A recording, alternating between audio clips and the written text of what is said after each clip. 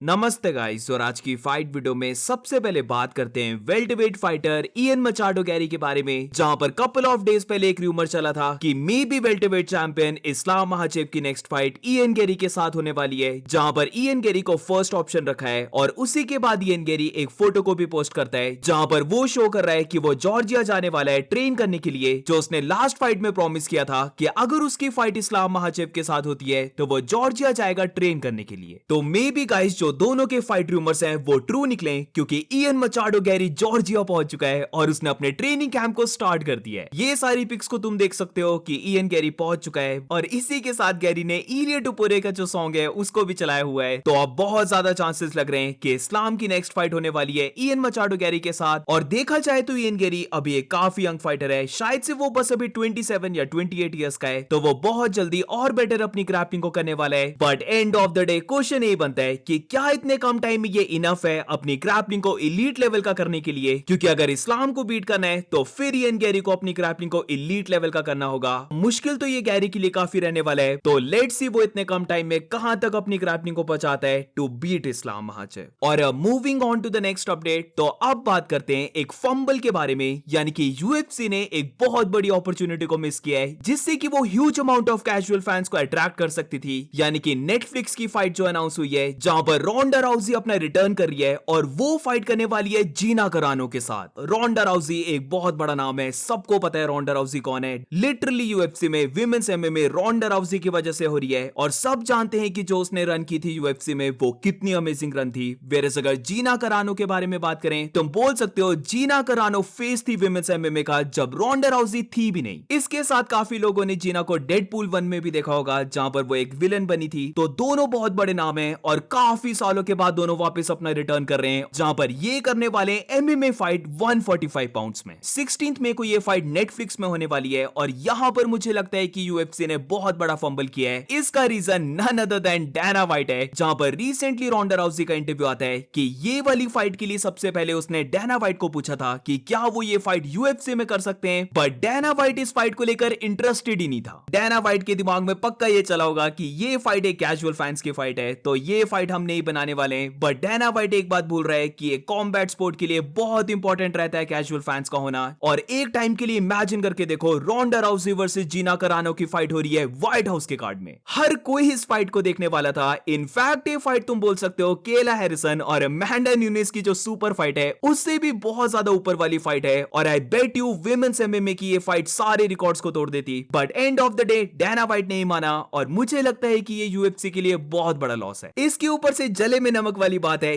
Jake Paul की जो promotion MVP है उसके अंडर रोंडा और जीना फाइट कर रहे हैं। तो एमवीपी प्रमोशंस की वजह से ये फाइट नेटफ्लिक्स में हो रही है, और मैं चाहता था कि ये फाइट यूएफसी के अंडर हो, क्योंकि इससे एंटरटेनमेंट बनती है, कैजुअल फैंस इंक्रीज होते हैं। और अभी तुम अगर नोटिस करोगे तो यूएफसी को बहुत सारे ये चाहिए। विमेंस एमएमए हार्डली कोई वॉच करता है, तो अगर रोंडा और जीना की फाइट यूएफसी के अंडर हो जाती तो इससे डब्ल्यूएमए में इंक्रीज ही होनी थी, जहां पर केला हैरिसन और अमेंडा न्यूनेस फाइट कर रहे हैं। बट उससे पहले फाइट हो जा रही है रोंडा राउजी और जीना करानो की, तो आई बेट यू हर कोई दोनों फाइट्स को देखता। तो हाँ, रोंडा राउजी जो अभी 39 इयर्स की है और जीना करानो जो अभी शायद से 43 इयर्स की है, तो दोनों की फाइट 5 राउंड्स की एक चैंपियनशिप फाइट की तरह होने वाली है। तो मैं तो डेफिनेटली इसको देखने वाला हूं। बट इसी के साथ एक और कैजुअल फाइट जो बनी है, बट इसको मैं बहुत ज्यादा हेट करता हूं, जहां पर ये बॉक्सिंग मैच होने वाला है माइक टाइसन और फ्लॉयड मेवेदर के बीच में। इस एज में माइक टाइसन फाइट कर रहा है, इसका कोई मतलब नहीं बनता है, और बेसिकली तुम ये बोल सकते हो एक स्कैम की तरह है, जहां पर ये बॉक्सिंग मैच हुबी कॉन्गो अफ्रीका में रहा है ताकि दोनों के बीच में सैंक्शन हो जाए वाला मैच। और अफ्रीका में हो रहा है तो बेसिकली इन्हें बहुत ह्यूज अमाउंट ऑफ मनी मिला होगा वहां पर फाइट करने के लिए, और है भी ये वही जहां पर मनी ग्रैब करने के अलावा कोई मतलब नहीं बनता है दोनों का बॉक्सिंग मैच का। और इसी के साथ ये एग्जीबिशन मैच है, तो किसी के भी रिकॉर्ड में अकाउंट नहीं होगा, और ये हो रहा है 25 अप्रैल को।